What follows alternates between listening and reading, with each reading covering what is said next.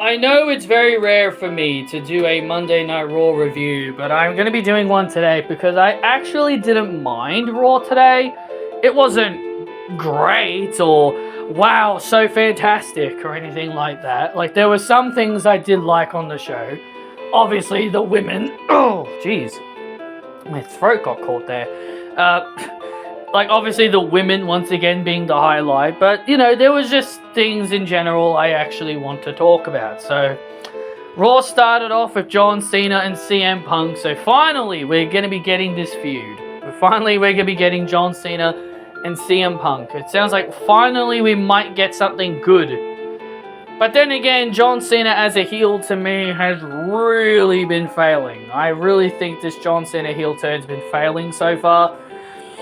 And it's kind of funny that John Cena says that he would only give CM Punk a title match if he agreed to meet him in Saudi Arabia at Night of Champions for the WWE Undisputed Championship. And I think CM Punk said something that he didn't like working Saudi shows. So I kind of think it's funny that John Cena's like, oh, you want a title shot? Well, you're going to have to come to Saudi Arabia if you want it. And speaking of that, the pay-per-view is called Night of Champions. So, Triple H, none of this 4-match bullshit, okay? None of this 4-match nonsense, alright? I don't want it. I do not want to hear it. I do not want to see any of this bullcrap about, oh, well, 4-match PLE. No. This pay-per-view is called Night of Champions. Every single title should be defended. Cena should be defending. The World Champion should be defending. Dominic should be defending. Jacob should be defending. Io should be defending. Tiffany should be defending. New Day should be defending. Street Profits should be defending. Liv and Raquel should be defending. Every single title, every single one should be defended. Except for the Speed title, because no one cares about Speed. And also, Speed never really ever makes it onto the main cards anyway, so of course those titles aren't going to be defended there. But you get my point. Every single main roster championship should be defended. The pay-per-view is called Night of Champions. So every single championship should be defended at this pay-per-view. But if I know Triple H, he will only pick 4 championships to be defended at the pay-per-view, because he can't be buggered having every single champion defend their title because he's not a fan of long pay-per-views or whatever. Well, I would much rather longer pay-per-views instead of 4 matches with barely any build and so many title reigns like Io Sky's title reign being left in the background because you can't be buggered finding someone for them to defend their titles against. AJ Styles and Chad Gable, they have themselves a good little match here. You see, I like Chad Gable when he's Chad Gable. I don't like him when he's El Grande Americano. Again, I still do not understand why this has to be... I don't understand why this has to be, oh my god, it has to take us 6 to 8 months to realize Chad Gable was El Grande Americano. Like, this should be obvious. It should be obvious, okay? It should be bloody obvious. But no, of course it's not. Triple H likes his long-term storytelling, even when it's for a story that could easily be told within a couple of weeks or a few months. AJ Styles wins this match. Nikki Bella is back. She's backstage and she bumps into Io Sky. Io Sky fangirls over Nikki Bella and calls her a trailblazer. And of course, people have an issue with this. People have a problem with Io Sky praising somebody. Like what? Like, did you want her to say bad things about Nikki Bella? Come on now. There was nothing wrong with this segment. And honestly, I would prefer seeing these two have a match than what we get later on. What we get later on with Nikki Bella, if I'm being completely honest. So we get a Queen of the Ring qualifying match. It is Liv Morgan, Roxanne Perez, Kairi Sane, and Rhea Ripley in a fatal 4-way in a first round Queen of the Ring match. And this match was good. I did enjoy this match, obviously. 4 talented women in there, so of course it's very easy to enjoy. and Roxanne Perez pulled off the surprise victory. And I have to admit, I was kind of surprised they had Roxanne win, since she's usually the girl they always rely on to get pinned. My prediction was Rhea Ripley, because I wanted her to win, but, you know, she didn't win. But it's kind of funny that Rhea's kind of been on a losing streak. Like, she's lost the Queen of the Ring, she's lost Money in the Bank, she even lost at WrestleMania. And yet people still, still hate her. Even when she's not winning the important matches. Even when she's not winning the big important matches, they still for some reason have an issue with her. She really is going to be like Charlotte Flair. Fans are just going to hate her no matter what she does. But the match was great. I did enjoy it. I would really like to see Rhea and Kairi in singles matches against each other, because I think those two could have some really good matches. R-Truth. Oh boy, R-Truth. He now goes by the name of Ron Killings. He's now going by his real name, Ron Killings. And I love how R-Truth went on social media and I'm pretty sure a lot of people probably didn't like what I said in my Money in the Bank review, where I said that Triple H lied to everybody by saying, oh, the R-Truth situation was all a work and it was all part of the show and all that shit. R-Truth literally confirmed it was not a work. He literally confirmed him being rehired was no work, and him being rehired was because of the fans doing the We Want Truth stuff. So the fact that Triple H had to go on a press conference and literally say, oh, it was all a part of the show, is a complete and utter bullshit lie. Triple H is a flat-out fraud, and you know it. And the fact that people believed what Triple H said is absolutely stupid. Absolutely stupid. I would rather believe Ron Killings' word than Triple H's words. So R-Truth says he's now going by his real name, Ron Killings, and he proceeds to cut his hair or something. But you know what? I'm okay with this. You know what? I am perfectly okay with this. I am perfectly okay with this because honestly, I got kind of tired of ridiculous, goofy R-Truth. I got a little bit tired of it. I thought, yes, he was funny. Yes, he's funny and all, and we need a good comedy relief character. But honestly, it got a little bit tiring. He was just a really stupid character. I just thought his comedy was sometimes stupid. I just thought it was stupid sometimes. So maybe now I may actually take him more seriously. Maybe now I will take him more seriously, since he's going to become more of a serious character. Maybe now that he becomes more of a serious character, maybe I will finally take the guy more seriously. So yeah, R-Truth's back. He's going by his real name. Cool. So nice to see. So that's nice to see. Becky Lynch has a promo. She comes out, has a promo. She talks a lot of crap to Lyra because she beat her for the belt. Lyra comes out like she wants some payback. And then from behind, Bayley appears and makes her return to attack Becky Lynch. So now the Intercontinental Championship is now surrounded by two horsewomen. And yet I thought this title was supposed to help elevate younger people like Lyra and Ivy and Stephanie Vaquer and all that. And look, I know I said I'm okay with Becky being the champion because, I think her elevating the title is going to be good. And Becky can elevate this title. But here's the thing. I don't want Becky to be champion for a long time. I don't really want Becky to be champion for so long, 300 days or something along those lines. I think Becky can easily elevate this title in a few months. I feel like at Night of Champions we may get Becky, Lyra, Bayley in a triple threat. And then at Evolution we'll probably get Becky and Bayley in a singles match, maybe a stipulation. And then at SummerSlam, you have Becky Lynch drop the title to someone like Stephanie Vaquer. which I think Stephanie Vaquer is the appropriate person to have Becky lose to. I think you could easily have Becky hold this title for maybe 2 to 3, 4 months, and then you can have her drop it. She can easily elevate it within a few months. Like, I don't want her being champion for a year, or like working with people like Stephanie Vaquer and other younger people and beating them and staying champion for like 300 days or so. I think Becky can easily elevate it within a couple of months. I think Becky can elevate this title in a couple of months, and then you have her drop it at SummerSlam to someone like Stephanie Vaquer.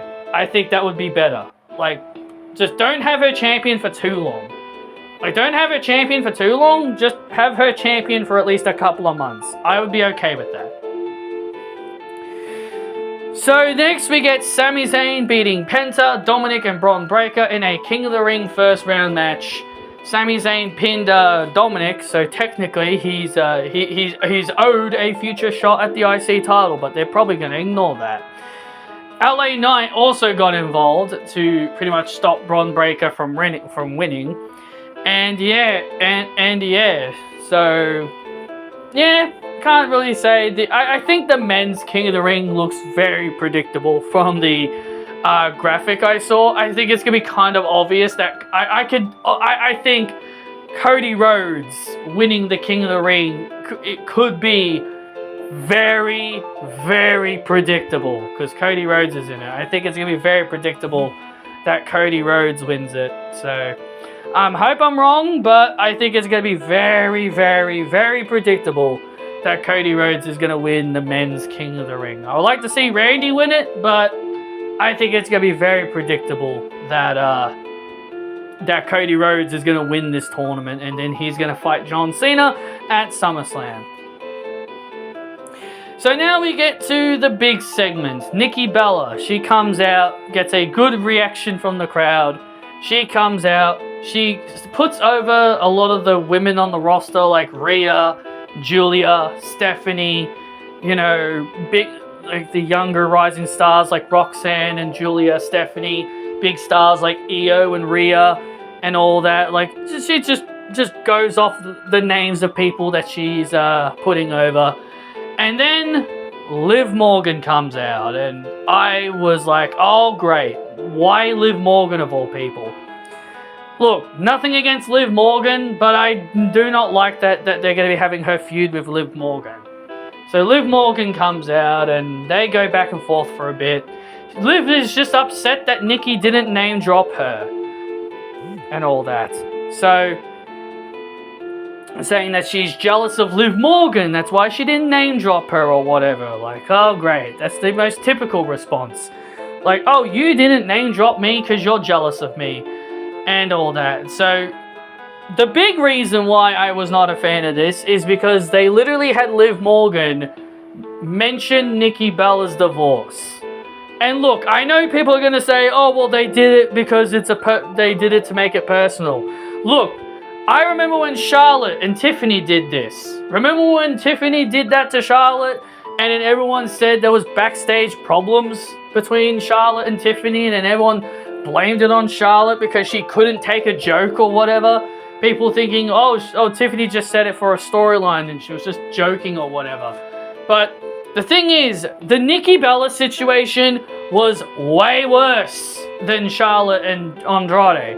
Charlotte and Andrade, did Charlotte and Andrade have a issue to the point like what happened with Nikki Bella and her husband? No. Did they go to court like Nikki and her husband did? No. Nikki and her husband's divorce was way more serious than the one that Andrade had with Charlotte. So this is why I didn't like it. It's cheap heel heat. I'm sorry. It's cheap. It's cheap heel heat. It's stupid. I hate it. It's cheap heel heat. And I thought they were supposed to be turning Liv babyface. I thought they were trying to turn Liv babyface. So Nikki then gets laid out with the Oblivion. So they're obviously building to Liv Morgan and Raquel versing Nikki Bella and Brie Bella for the tag team titles. I do not see Nikki and Brie winning. And even if they do, they don't have much of a tag team division to work with. Because there's barely any teams in the division anyway. So, yeah, I'm all for a Nikki and Brie tag team title reign, but again, they don't have any, they barely have any teams to work with. Even though WWE try to claim they do. They don't. They barely have any teams. They got rid of pretty much majority of the people that were tag teams, like Gigi Dolan and Shotzi and Cora Jade, who was sort of in a tag team with Roxanne, you know? You get my point. Shakara Jackson, they got rid of her, who was with Lash Legend. But yeah, like, they claim they have a tag division, but yet the only two teams I can think of off the top of my head are Sol Ruka and Zarya and Chelsea's group. They're the only people I can think of. So yeah, Liv lays out Nikki with an oblivion. And also, here's the thing. And also, do you guys remember the last time Nikki worked with Liv? I mean, like, they did work together in 2018, so I don't know why this feud's important, because we saw them work with her in 2018. Do you guys remember the last time the Bellas worked with Liv Morgan? Brie Bella kicked Liv in the head and knocked her out. So again, why is this a feud we need to see? I don't get it. Like, Nikki versus Rhea would have been better. Nikki versus Becky for the IC title would have been a better choice. Nikki versus Zelina. Nikki versus Io. Nikki versus Tiffany. Like, Nikki versus Stephanie back here. Like, there was so many better options. You had so many better options, but instead we got to get this. Not the biggest fan of it, but, you know, I am glad to see Nikki back, at least doing something. But hey, you know, gotta find ways to ruin things that even I want to be happy about. And so now time for the main event. Jey Uso versus Gunther for the World Heavyweight title. And the Jey Uso experiment has come to an end already. Jey Uso drops the World Heavyweight title to Gunther, and Gunther wins back the World Heavyweight Championship. You know, I don't like this. Like, look, I'm not the biggest Jey guy, but you went through all the effort to build Jey up, having him win the Royal Rumble, having him beat Gunther at WrestleMania. You did all the shit that you did with Jey to help build him up. And then you just have Gunther beat him so easily. And look, I know some of you are going to be saying, well, at least it's better than Logan Paul. Yes, it is better than Logan Paul. But the biggest issue is that WWE have stated that Gunther has spent 90% of his WWE career as a champion. Like, why can't we just have a time with Gunther without a title? That's my biggest problem. Like, Gunther spends more time in the company as a champion than not as a champion. He was the UK champion for over 800 days. He was the IC champion for 666 days. He was the world champion for 200 odd days. And now he's world champion again. Like, 90% of his entire career is him being a champion. Can we have a year where Gunther isn't a champion? And people complain when Rhea Ripley was constantly champion. And people complained when Rhea Ripley was constantly fighting for the title. People complain when Rhea Ripley constantly fights for the title. People complain when Becky Lynch fights for titles. So why is it bad for the women to constantly fight for a title, but for Gunther it's perfectly fine? Or because he puts on good matches? That's the only reason why it's acceptable? No, it should be fair balance between men and women. It should be perfectly balanced, no bias. I'm not a fan of this, and I love Gunther. And I like Gunther. He's definitely a guy I really like. But again, this is stupid. It should have been Jey Uso losing the title to Seth Rollins. He should have lost it to Seth Rollins via a Money in the Bank cash-in. But yeah, that's all I've got for you guys. I hope you guys enjoyed, and I'll see you all next time.